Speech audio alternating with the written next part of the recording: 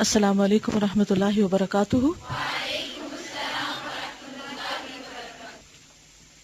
کیا حال ہے سب کا؟ الحمد للہ۔ نحمدہ ونصلی علی رسولہ الکریم، اما بعد فاعوذ باللہ من الشیطان الرجیم، بسم اللہ الرحمن الرحیم۔ رب اشرح لی صدری ویسر لی امری واحلل عقدۃ من لسانی یفقہوا قولی۔ کل کا دن کیسا گزرا؟ مزید کچھ پروگریس ہوئی کیا؟ وضو کرتے ہوئے پانی کا دھیان رکھا، اور جی چائے پیتے ہوئے آخری گھونٹ تک پیا؟ صحیح۔ یہ بتائیے کہ نمازوں پر کس نے توجہ کری؟ الحمدللہ۔ اپنے آپ کو فوکس رکھنے کی کوشش کی؟ تھوڑی دیر کے لیے سوچئے کہ جب ہم کسی انسان کی توجہ اپنی طرف کرنا چاہتے ہیں تو کیا کرتے ہیں؟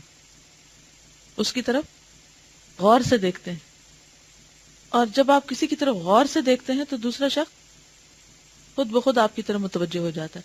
اس کے برعکس جب کوئی آپ پہ توجہ دے رہا ہو اور آپ بے دھیانی شروع کر دیں تو وہ بھی اپنی توجہ ہٹا لیتا ہے۔ جی، اور آپس میں ہاسٹل کے لڑکیوں نے ایک دوسرے کو پڑھ کے سنایا؟ گڈ۔ یہ کیسا تجربہ رہا؟ سننے کا پیشنس تھا دوسرے میں؟ یعنی جب ایک پڑھی ہوئی چیز کو دوبارہ کوئی پڑھ کے سناتا ہے تو بڑا مشکل لگتا ہے کہ ہم کسی سے پھر سنیں۔ سننا بھی صبر چاہتا ہے۔ اچھا، ایسا ہے کہ ہم نے یہ کتاب شروع کی تھی نومبر 16 کو، یس، اور آج کیا ہے؟ دسمبر 16، اور ہم مکمل کر چکے 100 پیجز، الحمدللہ۔ تو صغیرہ گناہوں کو آپ اس سے بھی سمجھ سکتے ہیں نا کہ تھوڑا تھوڑا تھوڑا کر کے جب وہ جمع ہو جاتے ہیں تو انسان کے لیے انتہائی نقصان دہ ہوتے ہیں۔ اسی طرح اگر نیکی کے کام بھی چھوٹے چھوٹے آپ کرتے رہیں، تھوڑا تھوڑا چلتے رہیں، تو اس سے کیا ہوتا ہے؟ ایک دن بہت کچھ ہو جاتا ہے، ایک دن وہ چیز بڑی ہو جاتی، اور اگر اسی طرح آپ چلتے رہے تو انشاءاللہ کتاب پوری ہو سکتی ہے، جو کہ ویسے مشکل ہوتی۔ آج ہم شروع کریں گے فصل 11، حسن ظن اور عمل صالح۔ حسن ظن یعنی دوسرے کے بارے میں اچھا گمان رکھنا اور نیک عمل کرنا۔ حسن ظن یہاں خاص کانٹیکسٹ میں استعمال ہوا ہے، اور وہ ہے اللہ کے بارے میں اچھا گمان اور نیک عمل۔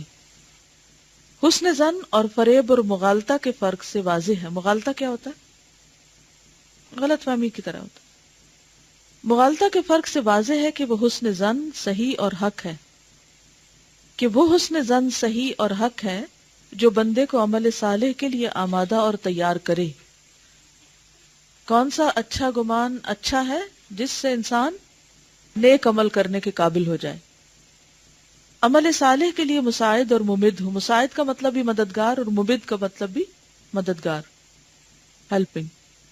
اعمال صالح یعنی نیک اعمال کی طرف کھینچ لے جائے، یعنی وہ سوچ جو انسان کو اچھے عمل کی طرف آمادہ کرے، وہ سوچ دراصل اچھی سوچ ہے۔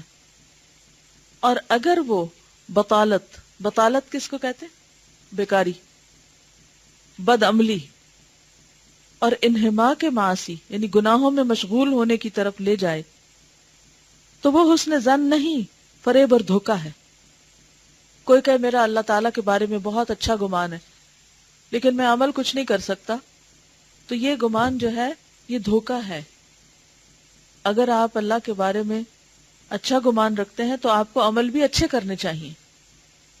حقیقت یہ ہے کہ حسن ظن رجا اور امید ہی کا نام ہے، اور رجا اور امید یعنی ہوپس وہی صحیح اور حق ہے جو انسان کو اطاعت الہی کی طرف لے جائے، یعنی اللہ کی عبادت کی طرف، اور معاصی اور نافرمانی سے باز رکھے۔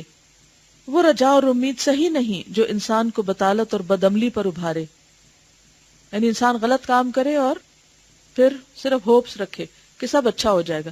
کیا دنیا میں ایسا ہوتا ہے کبھی کہ آپ کچھ بھی نہ پڑھیں، کوئی محنت نہیں کریں، کوئی کام نہیں کریں، اور بس اچھی امید رکھیں کیونکہ اللہ نے مجھے بہت اچھا ذہن دیا، میں بہت برینی ہوں، بہت مجھے چیزوں کی جلدی سمجھ آ جاتی ہے، اس لیے پڑھنے کی کیا ضرورت ہے؟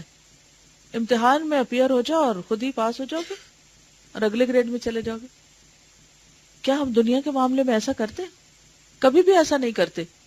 لیکن آخرت کے معاملے میں، دین کے معاملے میں، اللہ کی عبادت کے معاملے میں ہمارا طریقہ یہی ہے کہ ہم کچھ کرنا نہیں چاہتے جو اللہ تعالی ہم سے چاہتے ہیں کہ ہم کریں، اور صرف خوش فہمی کا شکار رہتے ہیں، صرف اچھے خیالات رکھتے ہیں کہ آخرت میں سب ٹھیک ہو جائے گا، ہم جنت میں چلے جائیں گے چاہے کچھ کریں یا نہ کریں. اور بطالت اور بدعملی اس میں خواہ مخواہ کی رجا اور امید پیدا کر دے. یعنی ایسی امید صحیح نہیں ہے جو انسان کو بے عمل بنائے. ایسی رجا اور امید سراسر فریب اور دھوکہ ہے، فراڈ ہے. ایک شخص بہت سی زمین رکھتا ہے، لینڈ لارڈ ہے، اسے اس کی شادابی اور پیداواری کی امید ہے کہ اس میں بہت کچھ اگے گا، اور وہ اس سے فائدے کا متمنی ہے کہ پروفٹ آئے گا پھر جو میں اس میں اگے گا اس کو سیل کر کے. پھر بھی وہ زمین کو بیکار چھوڑ دیتا ہے، اگاتا کچھ بھی نہیں، اس میں تخم ریزی نہیں کرتا، یعنی بیج نہیں ڈالتا، زمین کی خدمت نہیں کرتا، یعنی ہل وغیرہ نہیں چلاتا، پانی نہیں دیتا. تو ایسے شخص کو لوگ احمق اور پاگل ہی کہیں گے. یہ حسن ظن اور امید نہیں بلکہ حماقت ہے، بے وقوفی، فولشنس. اسی طرح کوئی شخص یہ حسن ظن اور امید قائم کرے کہ بغیر جمع کے اس کے گھر بچہ پیدا ہو، اور بلا طلب علم اور تحصیل علم کی محنت اور مشقت کے بغیر وہ اپنے ہم عصروں یعنی اپنے ساتھ والوں سے آگے نکل جائے، تو لوگ اسے احمق اور پاگل ہی کہیں گے. یعنی آپ کے کلاس فیلوز ہیں، کلیگز ہیں، وہ سب محنت کر رہے ہیں اور آپ کچھ بھی نہیں کر رہے، اور آپ صرف خوش فہمی میں ہیں کہ میں انہی کی طرح کامیاب ہو جاؤں گا، مجھے بھی اچھی جاب مل جائے گی کیونکہ میں ان کے ساتھ ہوں نا. ساتھ ہونے سے بات نہیں بنتی. آپ ایک بڑا پیس آف لینڈ خرید لیں اور اس پر کچھ بھی نہیں لگائیں اور خوش ہوتے رہیں کہ میرے پاس بہت زیادہ لینڈ ہے، اور پھر آپ خوش ہوں کہ جب بہار کا موسم آئے گا تو بہت پھول اگ جائیں گے، خود ہی اگ جائیں گے کیونکہ میری نیت بڑی اچھی ہے، میں بہت پازیٹیولی سوچتا ہوں کہ میں بہت کچھ کر سکتا ہوں، یعنی کہ میرے پاس بہت کچھ ہے، تو خود ہی ہو جائے گا. تو خود کچھ بھی نہیں ہوتا. اسی طرح جو شخص بغیر اطاعت اور بندگی اور بلا اعمال صالحہ مقربہ اور بلا امتثال اوامر کہتے ہیں احکامات کی پابندی کرنے کو، احکامات پر عمل کرنے کو، اور اجتناب منہیات و منہیات یعنی جن چیزوں سے روکا گیا ہے، محرمات جنہیں حرام کیا گیا ہے، ان سے بچنا، ان کے بغیر فوز و فلاح، فوز کہتے ہیں کامیابی کو، فلاح بھی کامیابی، بلندی و مدارج درجوں کی بلندی، ہائی رینکس، اور جنت کی دائمی نعمتوں کی امیدیں قائم کرتا ہے اور حسن ظن رکھتا ہے، تو وہ احمق اور پاگل ہی سمجھا جائے گا. مثلاً اگر کوئی شخص نماز پڑھے ہی نہ، صدقہ خیرات کرے ہی نہ، کسی کے کام آئے ہی نہ، اور کہے کہ میں تو جنت کے سب سے اونچے درجے میں جاؤں گا اور جنت الفردوس میرے ہی لیے ہے، جبکہ وہ بنیادی فرائض بھی پورے نہیں کر رہا اور ہر طرح کے حرام کام کر رہا ہے، تو اس کی یہ سوچ اس کو کوئی فائدہ نہیں دے گی. اس بارے میں ارشاد رب العزت ہے، ان الذین آمنوا والذین ہاجروا وجاہدوا فی سبیل اللہ اولئک یرجون رحمت اللہ. سورۃ البقرہ. جو لوگ ایمان لائے اور انہوں نے اللہ کی راہ میں ہجرتیں کی اور جہاد کیے، یہی لوگ اللہ کی رحمت کی امید لگائے بیٹھے. یعنی جو قربانیاں کریں، محنت کریں، کوشش کریں، انہی کو حق ہے کہ وہ اچھی امید رکھیں. غور کیجئے کہ اللہ جل شانہ تو اس آیت میں ان لوگوں کو امید و رجا کا مستحق قرار دیتا ہے جو مذکورہ یعنی جن کا اوپر مینشن ہوا ہے اطاعت کو انجام دیں، یہ اچھے اچھے کام کریں. اور فریب خوردہ انسان کے نزدیک رحمت الہی کا مستحق وہ ہے جو احکام الہی کی خلاف ورزی کرے، یعنی اللہ کی بات نہ مانے، حقوق خداوندی کو ٹھکرا دے، یعنی اللہ کے حق کی پرواہ نہ کرے، بندگان الہی پر ظلم و جور روا رکھے، دوسروں کا حق مارے، ظلم کرے، محرمات و منہیات کا بے خوف ارتکاب کرے، یعنی ہر غلط کام بے فکر ہو کے کرتا چلا جائے. تو ایسا شخص اپنے آپ کو کہے کہ مجھے اللہ کی رحمت کی بڑی امید ہے کہ میں پھر بھی جنت میں جاؤں گا، تو اس کی یہ امید صرف ایک دھوکہ ہے نفس کا. مسئلہ کا اصل راز یہ ہے کہ حسن ظن اور امید و رجا ممکن ہے بشرطے کہ ان اسباب و وسائل کو عمل میں لایا جائے جن کی حکمت الہی، شریعت الہیہ، اس کی تقدیر و قضا اس کا ثواب و کرامت مقتضی ہے۔ بندہ ان اسباب کو عمل میں لائے، اس کے بعد پروردگار عالم کی بارگاہ میں حسن ظن رکھے، یعنی پہلے کچھ کام کرے پھر امید رکھے۔ یعنی جیسے ایک فارمر جو ہوتا ہے وہ زمین میں کچھ اس کو تیار کر کے اس میں کچھ ڈالتا ہے، پانی وغیرہ لگاتا ہے، اس کی کیئر کرتا ہے، پھر امید رکھتا ہے کہ اس کے اندر سے کچھ نکلے گا۔ اگر کچھ ڈالا ہی نہیں تو نکلے گا کہاں سے؟ مثلا آپ نے بینک اکاؤنٹ کھلوایا ہی نہیں اور بینک میں جا کے کہیں کہ مجھے اتنے پیسے نکال دیں، تو وہ اپنے پاس سے تھوڑی دیں گے آپ کو۔ یہ امید قائم رکھے کہ اللہ تعالیٰ ان اسباب و وسائل کو بیکار نہ کر دے، مطلوب و مقصود تک پہنچانے میں اسباب کو ممد گردانے، یعنی اسباب اختیار کرنا، وسائل اختیار کرنا بھی بہت ضروری ہے۔ اسباب کا رخ دوسری طرف نہ پھیر دے کہ اسباب ساقط ہو جائیں اور ان کی تاثیرات معطل اور بیکار ہو کر رہ جائیں۔ مثلا یہاں پہنچنے کے لیے آپ کو کیا چاہیے تھا؟ گاڑی۔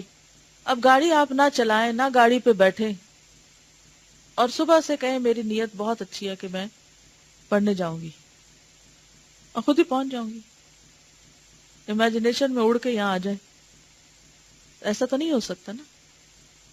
تو سبب اختیار کرنا ضروری تھا نا، یعنی مینز، وسائل ضروری ہوتے ہیں کچھ بھی حاصل کرنے کے لیے۔ اگر دنیا کی کوئی بھی چیز حاصل کرنے کے لیے آپ کو ہاتھ پاؤں ہلانے پڑتے ہیں، پلان کرنا پڑتا ہے، محنت کرنی پڑتی، کوشش کرنی پڑتی ہے اور پھر جا کے وہ کام ہوتا ہے، تو آخرت کے لیے بھی اسی طرح کرنا پڑتا ہے۔ یہ دو الگ چیزیں نہیں ہیں۔ دنیا کا پیر آخرت ہے۔ اگر دنیا کوشش سے ملتی ہے تو آخرت بھی کوشش سے ملے گی۔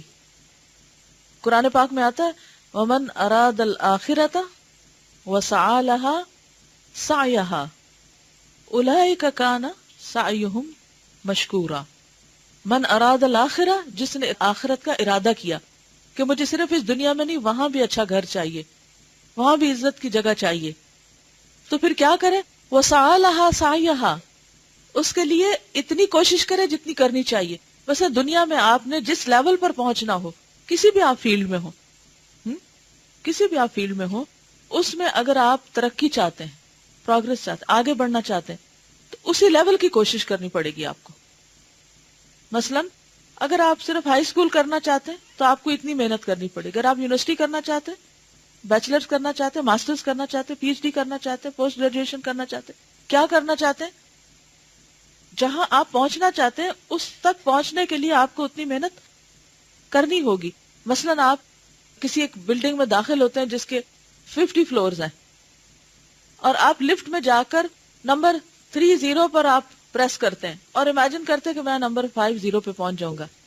کیسے؟ آپ نے تو پریس کیا تھا 30، اور اگر آپ وہاں ادھر پہ پاؤں بھی مارے اور دھکے بھی مارے اور کہیں کہ چلو، لیکن صحیح بٹن پریس نہیں کریں تو کیا ہوگا؟ آپ 50 پہ نہیں پہنچ سکتے۔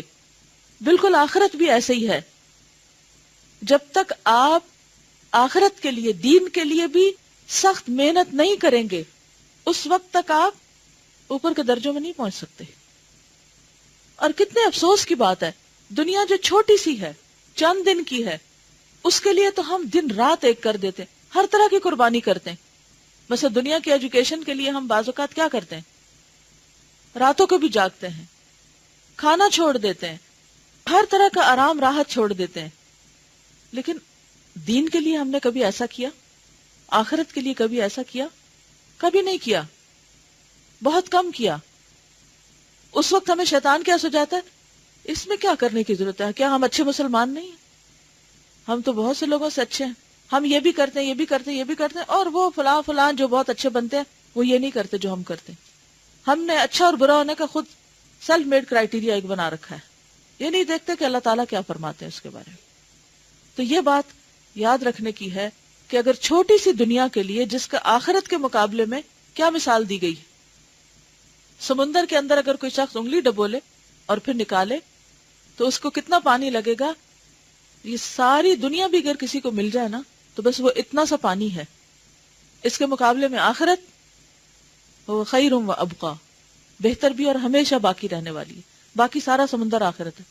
اب اگر اس دنیا کے لیے تو ہم دن رات ایک کر دیں اور آخرت کے لیے ہم نماز بھی وقت پہ نہ پڑھیں، قرآن بھی ٹھیک سے نہ پڑھیں، روزے بھی ہمارے پورے نہ ہوں، حج بھی کرنے کی کوئی فکر نہ ہو، زکوٰۃ بھی کبھی دل چاہے تو دیں، کبھی نہ چاہے تو نہ دیں، اسی طرح انسانوں کے حقوق بھی اور بھی باقی چیزیں، یہ فرق نہ کرے کہ سچ بولنا ہے کہ جھوٹ بولنا ہے، اور پھر امیدیں اچھی رکھیں، یعنی ہمارا اللہ کے بارے میں گمان بہت اچھا ہے، ہم ایسے ہی پار ہو جائیں گے۔ دنیا تو محنت کے بغیر نہیں ملتی، یہ کس نے بتا دیا کہ آخرت محنت کے بغیر ہی مل جائے گی، کچھ بھی کرنے کی ضرورت نہیں۔ تو یہ شیطان کا ایک بہت بڑا دھوکہ ہے جس کے ذریعے وہ بندوں کو اصل مقصد سے ہٹائے رکھتا ہے۔ تو ہم نے اس بارے میں کیا کرنا ہے؟ سوچنا ہے، فکر مند ہونا ہے، کانشیس ہونا ہے، کیئرفل ہونا ہے، اور کسی دھوکے میں نہیں آنا۔ وآخر دعوانا ان الحمد للہ رب العالمین، سبحانک اللہم وبحمدک، نشہد ان لا الہ الا انت، نستغفرک ونتوب الیک۔ السلام علیکم ورحمۃ اللہ وبرکاتہ۔